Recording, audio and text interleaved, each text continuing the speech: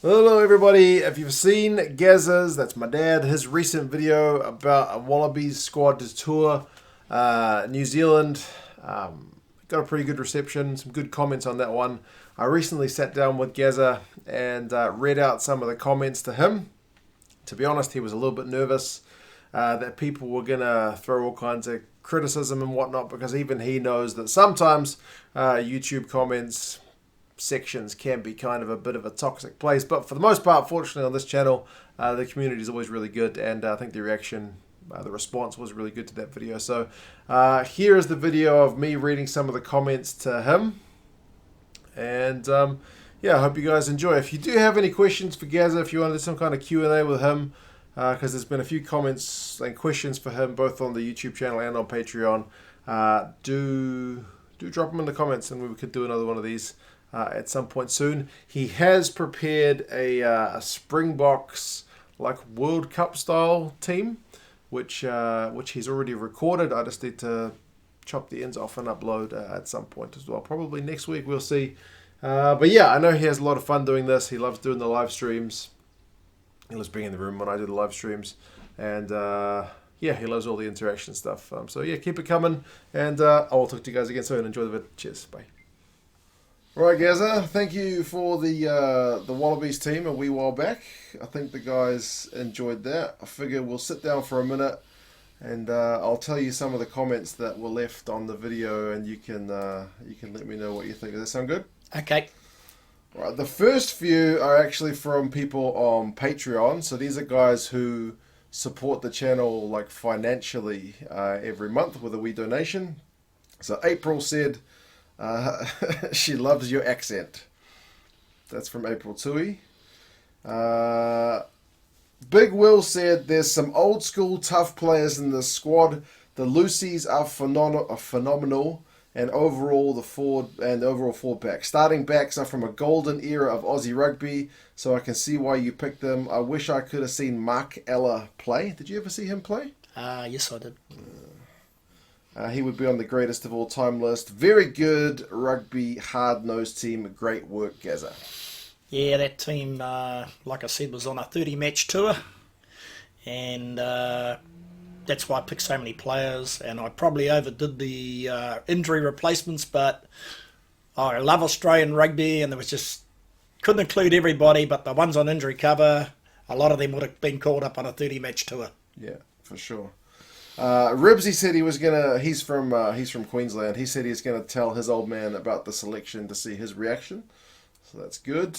Raphael said he can imagine it's so cool to have a father who is into rugby as much as you are.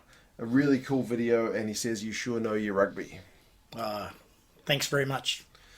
Keith said he loves you. He loves this guy.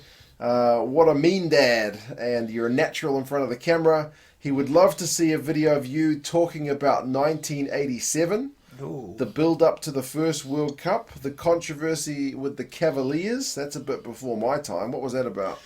That was the 1985 Cavaliers tour. That was that went over with the apartheid that was going on in South Africa, and they went over as a rebel tour, Right. which was probably partially on his success, really. Okay, right.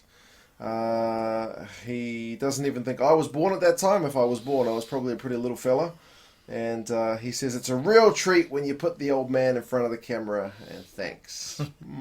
Thanks very much. Okay. Sam says, goodness me, Gazza, that was 25 minutes, but he seems to like it because he's put a smiley face. Cool. And Daramundi said, finally got around to watching this, and he really enjoyed it. He really enjoyed watching Gazza getting into his rugby, and he can see you enjoy it from these kind of videos. Yeah, well, you know, I love South African rugby. I love Aussie rugby, which I know quite a bit about. And, you know, thanks very much for the positive comments. And there's a South African World Cup one coming up very soon. Good stuff. The other comments are from the actual YouTube video. It had, in the end, it got around 1,200 views. It got 142 people giving it a thumbs up, and 0 people gave it a thumbs down. Okay. So that's a pretty good reaction. We'll take that. Sumo Rugby says 2 Cents Senior is a treasure trove of rugby knowledge. That's for sure. But if you could ask your dad for the reasoning behind including Barbar's games in a New Zealand tour, he'd love to hear the reason behind it. Well, I use my imagination a bit. A 30-match tour, I picked such a big squad. And, to be honest, the Lions, when they came out here in 2017, played a Barbars team. So I thought, well, it's pretty, they've got a 30-match tour. They might have a couple of games against the Barbarians as well as probably just about all the major and minor provinces of New Zealand. Yeah, that makes sense. Craig reckons you'd need 20 props for such a tour, but he can only think of 3 or 4 Aussie props worth taking. He says he was delighted to see Big Willie O in there because he's one of his favourite number 8s of all time. Yeah, I know a lot of people say that probably in more recent times more than the old times, that the Wallabies aren't that great at scrummaging, but at the end of the day, they've won 2 World Cups, and they've done fairly well in a couple of the other World Cups too. So I partially agree that the Australian front rows are probably not as good as South Africa or New Zealand, but and some of the teams that they've had over the years, particularly in the late 80s, early 90s, early 2000s, I think their props have been pretty good. Yeah, I agree. Peter says he's probably about the same age as you, and he's probably watched just about as much rugby. He said your tour team is almost perfect, but he would have added Gitto. And he says, is there any place for Andrew Walker? Well, I had Gitto as a utility on the injury cover, and the reason I didn't pick too many utilities for the I did. I picked some guys that could play in different positions in the back line, but since it was a 30-match tour, I used my imagination that they would probably on a 30-match tour may have 10 or 12 replacements or even more. So there would have been a good chance on that imaginary tour of mine that Gitto would have got a call-up. Yeah, Gitto's a bit of a controversial one. People kind of got a bit of a love-hate thing with him. Some people really rated him. I like him. Okay. I like him. I don't like the Gitto law, but I like Gitto the player. Zabaleta's picked his own 23. I won't go through the whole thing, but you might have to tell me about the front row because I don't know all these guys. Enrique Rodriguez, Tommy Lawton, and John Meadows is his 1, 2, 3. John Meadows, I'm sorry I don't know much about him, but the other two were they were pretty, sort of veteran-like of Australian rugby. They played a lot of rugby in those days. Lawton was a hooker. He was a really big guy. He was really good. And Rodriguez, I'm not quite sure how many games he played for Australia, but the few that I did see him play, he was one of the strongmen of Australian props. Okay. Meadows, I'm sorry, I don't really... The name rings a bell, but I just can't picture him in my mind. Sure. None of those guys are familiar names to me, so you're doing better than me anyway. Point Man Neil says, there's no way Nick Phipps is making anybody's great list. I picked Nick Phipps on the injury cover, if I remember rightly. I think that's a bit harsh because I don't think he's quite that bad a player. He's a bit stroppy, but he's pretty solid. So if you lose 4 or 5 halfbacks and he came over for the last 6 matches, I think he would be cracking at the whip to get on the field. I don't think Nick Phipps is one of these guys as really bad as what people like. I mean, he's like some players. You have a bit of a love-hate relationship with him, but with me, I think he's a pretty solid scrum half. Fair call. He's a bit of one of those guys who also cops a bit of flack. Warren's got him picked the team again. I won't go through the whole thing, but he picked Guinea and Cooper as his 9-10 combo. Who did you have as your 9-10? Your starting team? I didn't really pick a 9-10. I just picked a squad. Okay. Who would you have had as your starting 9 and starting 10? My starting 10? Starting 9 and starting 10. Putting you on the spot. Probably Michael Liner as my starting 10. My starting 9, probably George Cregan. But it would have been a close call with a lot of others. Right. We were talking about this one just before. Paul has said He loves your passion. He's asking, where's Mark Loane? He's a name I didn't know. I just had to Google him. Mark Loane, to be honest, I only saw him play 2 or 3 times. That's why he wasn't in my squad. But that is not a reason to say I didn't think he was a good player. I just never saw him play enough to include him in the squad. Sure. And that's no disruption to what he can actually bring to the table. Sure. Yeah, there's lots of guys who I know their name, but maybe I haven't seen that much play. I only saw him a couple of times. Right. Mark Dunphy says he's really impressed. How's your knowledge of Ireland's greatest players? Not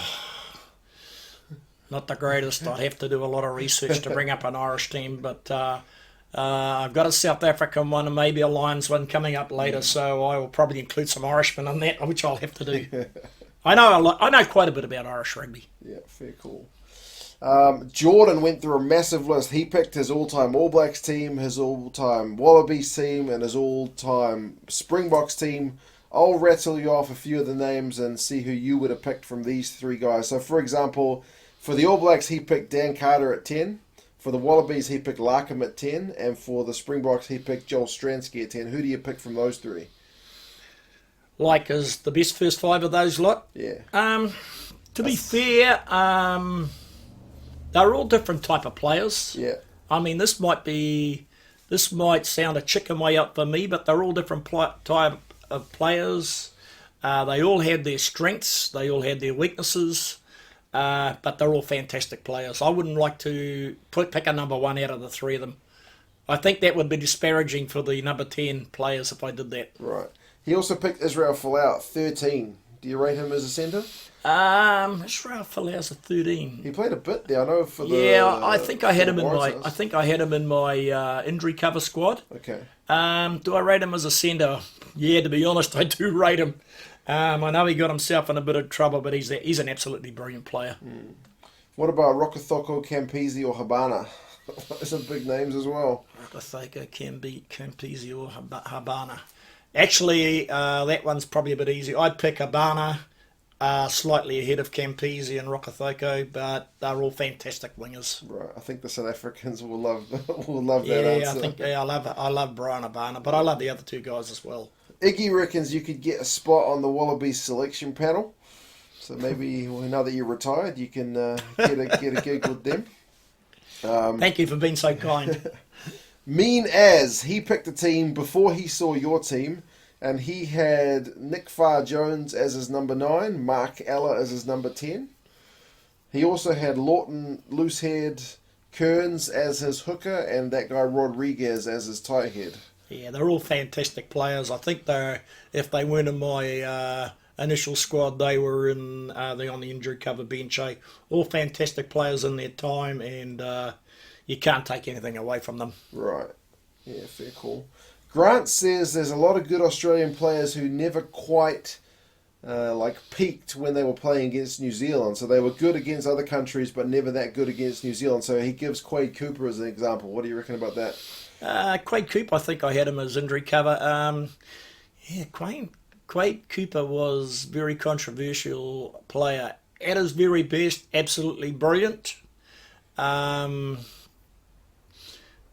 He was one of these guys. He hit form. He was also out of form at times. But overall, I'd give him, he was a really 7, 8 out of 10, really. I know he got himself in a bit of controversy with different things, but, he's still up there with the best. Yeah, he's not a very popular guy in New Zealand for his knees. I know about Richard McCaw, he can still do amazing and things. To be honest, even though I disagreed with what he did, when he came back into New Zealand rugby 4 or 5 years later and the New Zealand crowds are booing him, I thought that was pretty poor, to be honest. Yeah, fair call. All right, that's pretty much it. There's a few others who were just saying, like Johnny said, more Gazza. Leo says he wants to write a petition to get more Gazza videos. And Michael said, we need to see more of your dad, fella. He's a star. So, yeah, I think the feedback was pretty good. Thank the guys very much. Thanks very much. Okay, cool. We'll call it quits there. Thanks, Gazza. Yeah, that's good.